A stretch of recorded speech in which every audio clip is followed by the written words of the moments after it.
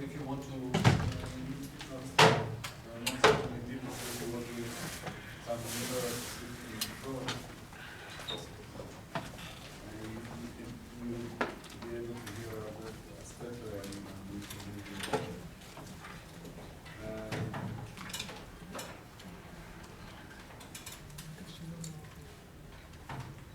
I'm very happy to introduce you to of our guests in Outopia Festival and the guests of Canada, Science of Center of Science Education. Simon Yates from the UK. He's a science writer and a sci-fi novelist. He wrote some number of novels, short prose, articles, and so on. And he's also the managing editor of ARC. You can see the cover of the first year collection of articles and stories that you generously gave the public for free. I'll scribble the URL up actually, and then you can get hold of it. Okay. Yeah. ARC is quarterly collection of articles and stories published by the New Scientist magazine. If you're a science communication fan or writer, you probably know New Scientist, one of the best science journals in the world. ARC is described itself as ARC is your entertaining, provoking, infuriating, wildly unreliable, and deadly serious guide for tomorrow. So this is ARC, very British self-description. And Simon is the managing editor, so you can see how it's. We don't have time to read 228 pages, but you can see how it looks, and I think that seeing it gives you the feel and gives you, the urge to read it. It's an online publication, so you can go and subscribe and buy the issues themselves. And for first impression, you can see this. And our second guest is Esther Ingliss-Arkel. She comes from San Francisco. From the future. And she is a contributing editor of IO9, which is a science and science fiction blog, daily blog. You can read, you can subscribe using Facebook and so on. What is written in the website of IO9 that you have a degree in physics, but actually you like everything that is science. Yeah. Esther lives in San Francisco. She writes in IO9, but in other places as well, other sites and publications. And about IO9, there is a short 2 minutes. I'll show you 2 minutes about what IO9 is for those of you who don't know the site. After you see it, you will subscribe. We think of IO9 as a lifestyle magazine for the future. We cover everything from breaking science news, stuff that's going to change your life. Oh my God, I'm so excited about amphibious moth. The thing that's so exciting about these guys is that they really are the only known life form, other than Aquaman, who can exist their whole lives either underwater or out of water. Is it even economically feasible for consumers to be eating this cloned meat, let alone for farmers to be producing it? For now, it's not economically feasible on a large scale for people to be expecting that they're going to have cloned meat in the supermarket. We cover science fiction, which we think of as kind of the entertainment side of science. I'm really excited about a lot of comedy coming out this year that's science fiction. You're out of journal 9 and she's controlling the chair. Impressive. That hasn't stopped the alien hunters from burning up the blogosphere with theories of hypnotic rays and alien and signals. People don't even really know what science fiction is anymore because we live in a culture that's so saturated by technology and science that now it's very hard to tell the difference between what's science fiction and what's just mainstream entertainment. Every day, the line between science fiction and science fact gets a little fuzzier. Our friends at io9.com mine through all the crap to bring you the succulent, nerdy goodness of the internet. Never doubt the power of fanboys. We told you about the online push to have a RoboCop statue built in Detroit. Well, it's going to happen. The website io9.com has a first look at what the statue could look like. We think of it as smart escapism because we want you to have fun. We want you to get out of your everyday life and kind of escape from the disappointment of the present. But at the same time, we do have a goal of giving you information and keeping you informed, not just about the next TV show, which of course is very exciting, but also innovations and breakthroughs.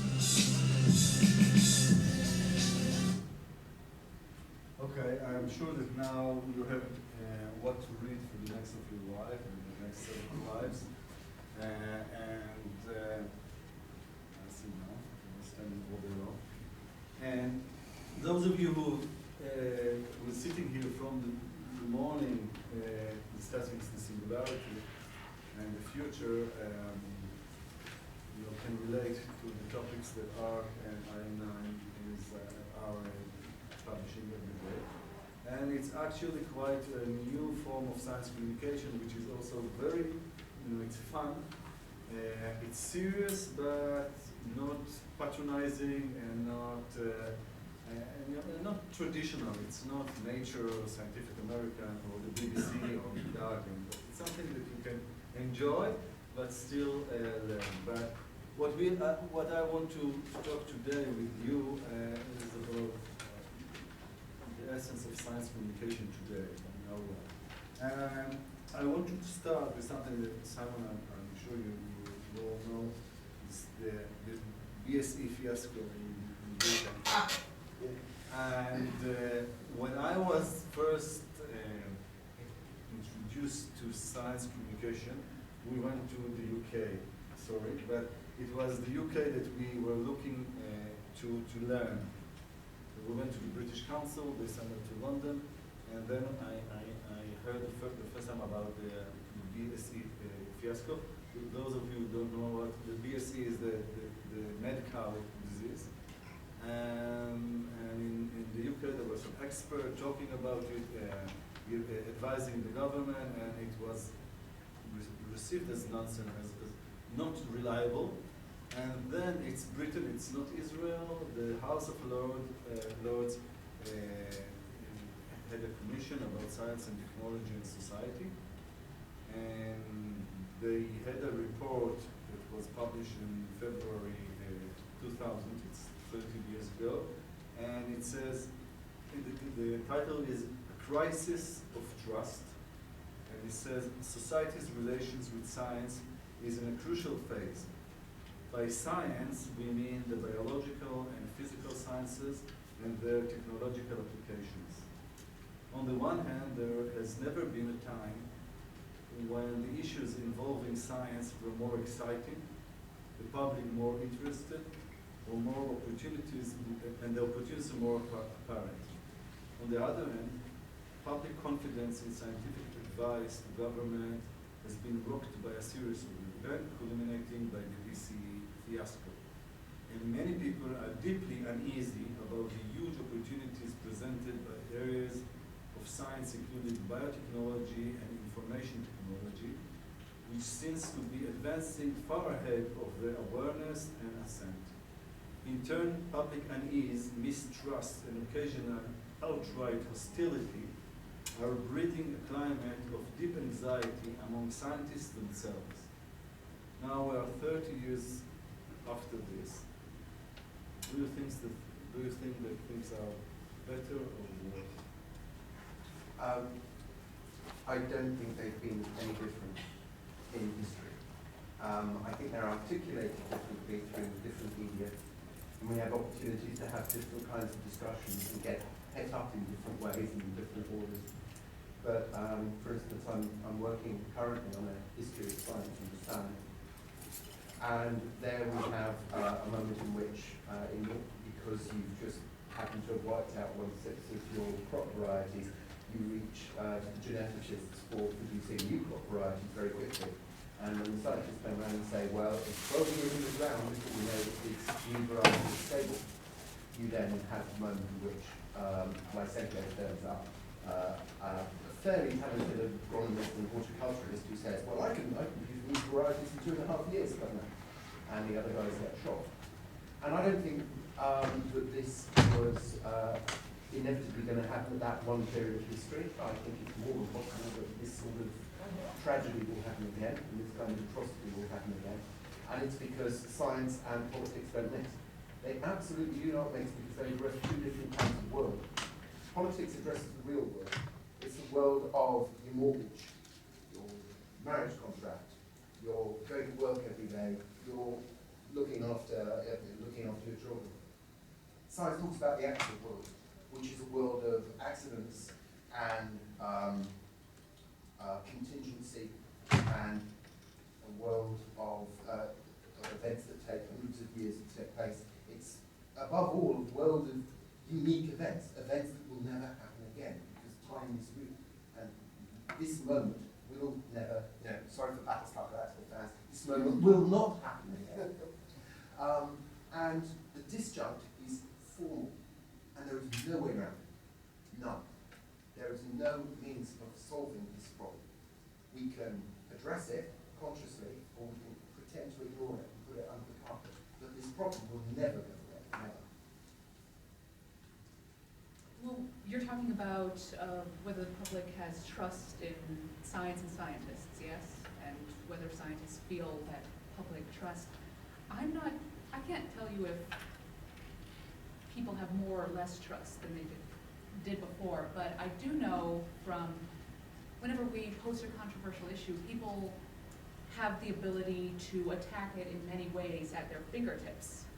And I'm not sure whether, sometimes it seems as though they are looking for ways to justify their opinion, and they're able to do that very well. So if you mention such and such institute did a study on this, and it proved that, for example, vaccines are effective, they can attack that institute, they can attack the statistics, they can Google any number of small studies that had variable results.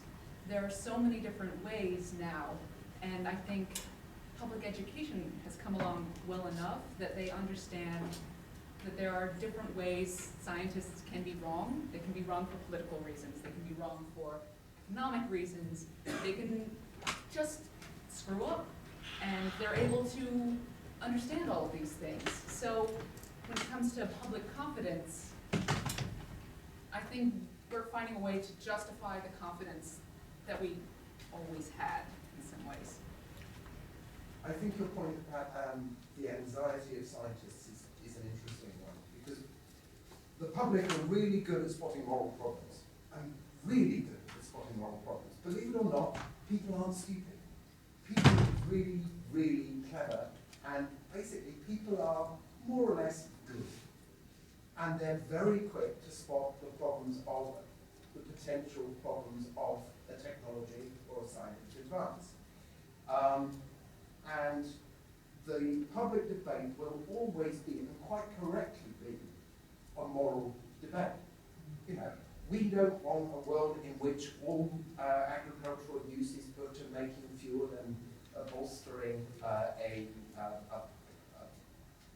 an energy system that was predicated on fossil fuel and let people go hungry. Well, duh, no, believe it or not, we don't want that. And the problem is that because the argument comes from the morality rather than the fact, what you sometimes get are people who know a lot about the technicalities, who know a lot about the actual world of what is going on, responding defensively by almost ignoring the moral problem and not engaging the moral problem to start with. And that can cause panics. So for example, when people are standing up and saying, no, biotechnology is just at the beginning and it can do really wonderful things, the price of wheat spiked because they weren't addressing the moral problem, saying, yeah, that because they weren't addressing that, the wheat price spiked. And actually, there was a moment when people were investing in biotech where food actually did get more expensive. But it didn't get more expensive because the crops were being grown to make fossil fuels, because it was a tiny amount of crop being grown to grow fossil fuels. The price spiked because of everyone panicking, thinking, oh my God, it's coming true. They're ignoring the moral problem. And this is one of the problems that science communication has, is that it's addressing a world that is not the human world, that is properly without morality, because you can't introduce morality into scientific findings, because you just end up with nonsense. You end up with Lysenko. You end up with a man who says, you know, if you plant oaks in a grove, the other oaks will sacrifice themselves for the one. You know, he introduced morality into his biology and came up with some really fascistic stuff. So it is that point about anxiety is a very good one, because we're, as science communicators, you're always failing to address the thing that matters most to people, and quite rightly matters most to people, which is the morality of what it is you're doing, or what it is you found. Okay. Can I ask a question? Of course. You were saying that the public generally is very good at seeing the hazards of science, but not particularly good at seeing the benefits, because the benefits are very long term. That's something that only mostly scientists are aware of, and that can prevent a lot of scientific discoveries, a lot of technologies invented as a result of seeing only the hazards of science. I think that's true. I think it's very clear with the GM debate, where people run around going, "Oh my goodness, they put a jellyfish gene in a corn crop," and it takes a very long time to educate the public into understanding just how many jellyfish genes are already in corn crops. You know, something like 40% genetic commonality between jellyfish and corn, or whatever the proportion has to be. It's well in the tens of percent. And it's a very, very slow process to describe a world that does not obey common sense. It's not commonsensical to think that jellyfish are related to corn. It doesn't really get you very far in the world when you go shopping to think that jellyfish and corn have any kind of, you know, common currency, common language. But until you know that, the possibilities of GM suddenly become horrors and things to be scared of, and that's a real problem. And this is what I was saying about it being a formal problem. There's no actual way of getting around that apart from just the hard slog of saying again and again and again the truths as we uncover them about the world of the gene.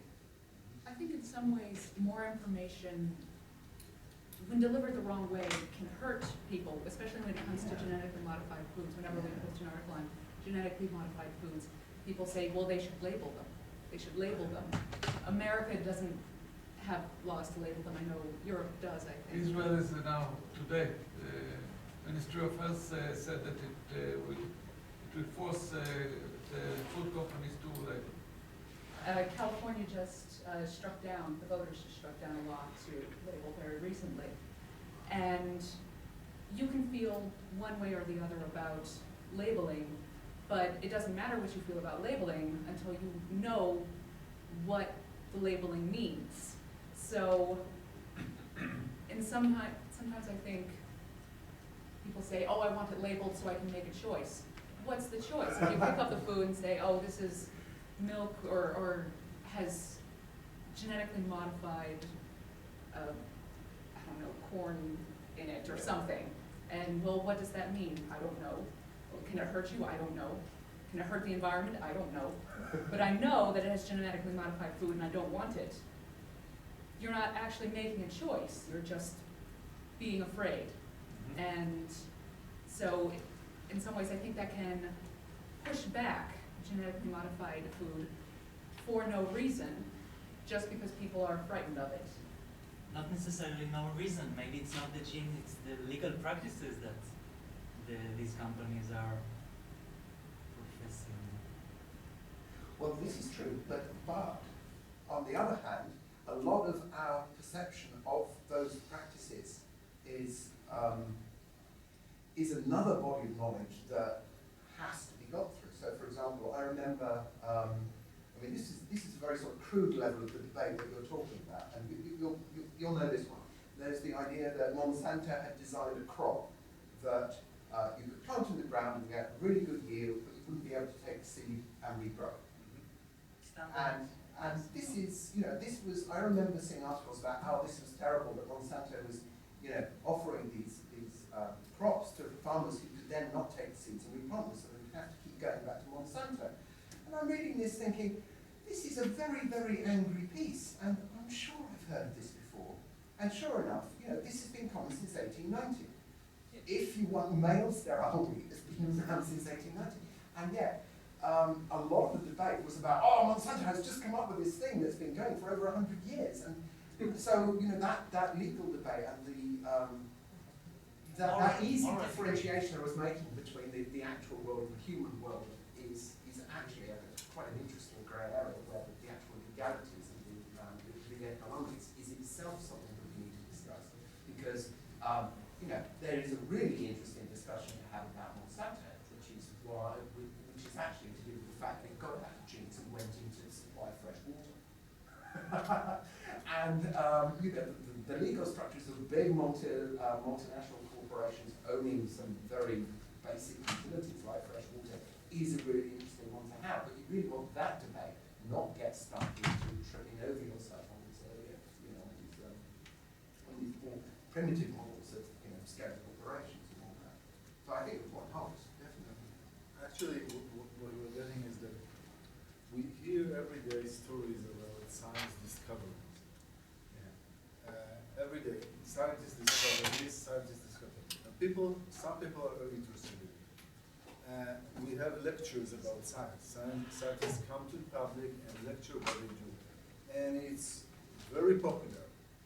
In the last 2 years, we had in Tel Aviv an event which is called Science on the Bar, in coffees and restaurants and so on.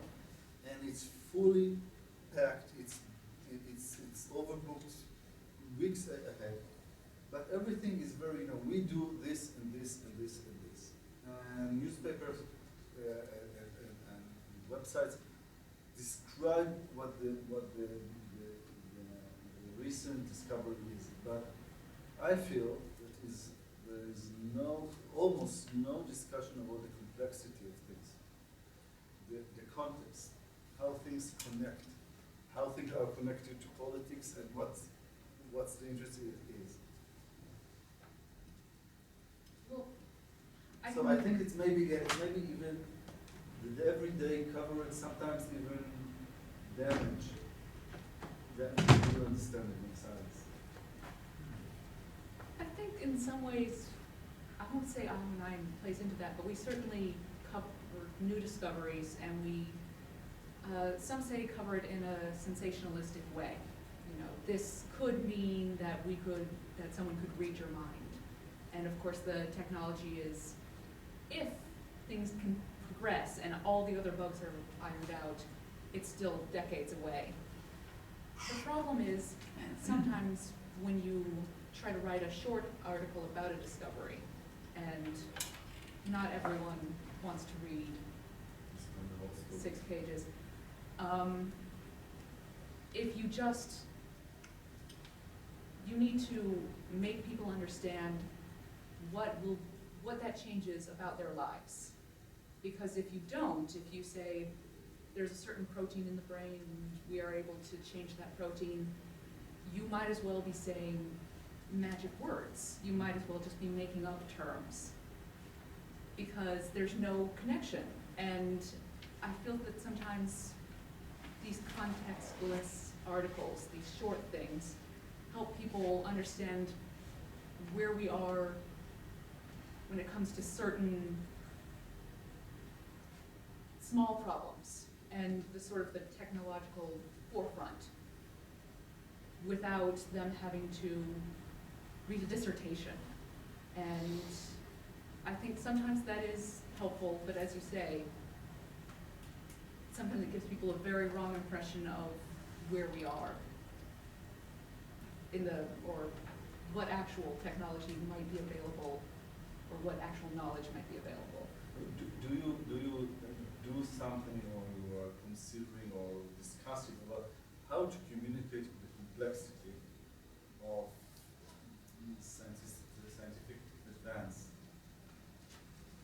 Do we just? I don't know. Is it a goal that you are trying, or you want more?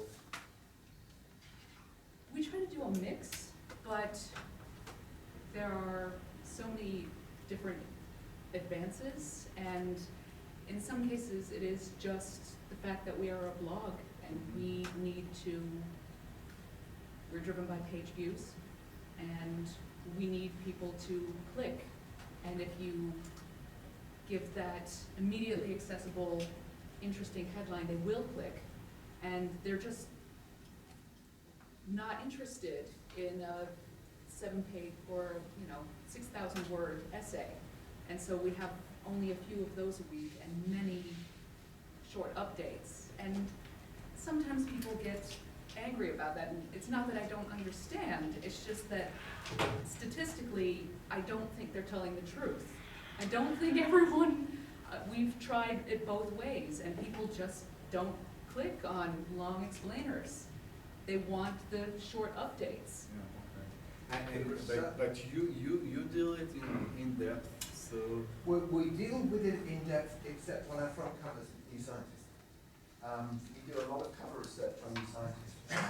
Everything we say comes in exactly from the fact that we have new scientists, because there are two ways. There's only one form of advertising that's ever been shown to work. Proper statistical studies on advertising have shown only one kind of advertising to work. And that's the one that says, don't, whatever you do, book a holiday until you've read our list of 5 things that can go wrong. Whatever you do, don't drink this cola until you find out about how much better cola. It's the appeal to fear. It's the only form of advertising that's ever got any rigorous statistical confidence behind it. The other thing you can do, and this is what we do at New Scientist, is to say, and this is how we sell a lot of copies of New Scientist, is as much as possible, not all the time, because you can't do it all the time, but as much as possible, we go to self-help. And we say, these are the 5 things you can do about global warming. And it's nonsense, and the readership are pretty smart, and they know it's nonsense, but the human appeal brings them to the issue. The other day, we managed to combine fear and aspiration, where we say the 5 lies they tell you about health foods, about healthy eating. These are the 5 lies. And we sold a bucket load of the thing, and the science inside it was good. The science inside it was, it's pretty high quality, and we were very proud of it. But in order to attract the public, you do reach for the human. And I think to a certain extent, we ought to be reasonably calm about this, because I think we're at a moment in the history of the public understanding of science, rather like early cinema. Because the story of people running, screaming out of the cinema when the train came towards them, that first little bit of black and early monochrome footage of the train coming towards them and people fleeing the tent, it's actually an exaggeration. What did happen was that people leapt out of their chairs and went, what the? Because it was new, and it takes a moment to understand the register. If you see something plummeting towards you for the first time as an image rather than as a thing, you are going to go, what the? And then you realize it's an image, and within about a week, you're taking your kids to see this amazing thing. You learn pretty quickly.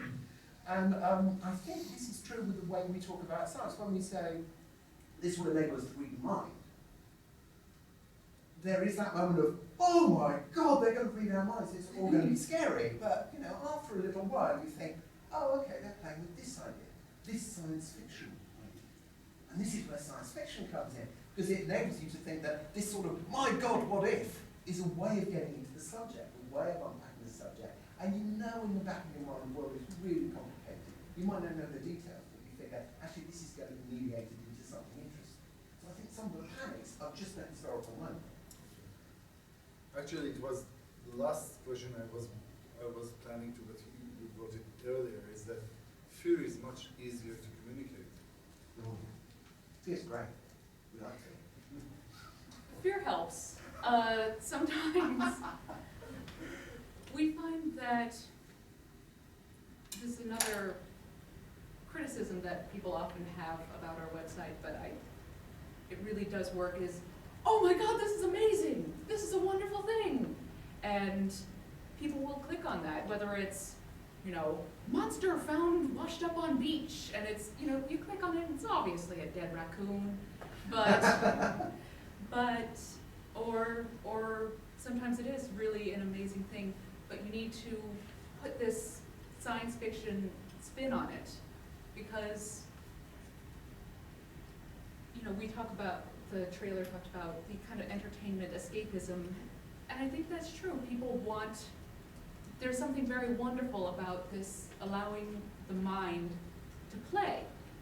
And when you have a website that is, who knows, this could happen, I think that it lets people play mentally with science in a way that these are the facts, and we're going to give you all the facts, and we're going to give you give them to you in order, and you're going to be informed. Won't. So I think there's something beautiful in some ways about being able to have these short updates where people just think, what if, what could happen? And I think a lot of things build from there. We've seen a whole unconference of ideas that start out with people just saying, what if I could build a space hotel? And the information comes after you've dedicated yourself to that, but you need that beautiful idea. So this naturally brings us to science fiction, maybe as a tool of science communication. And when I read scientists write about what they do, usually it's like it sounds like a scientific utopia. They always try to show you how wonderful what they are doing and how good the world will be with their discovery. While you read or see a science fiction movie, it's the other way. If you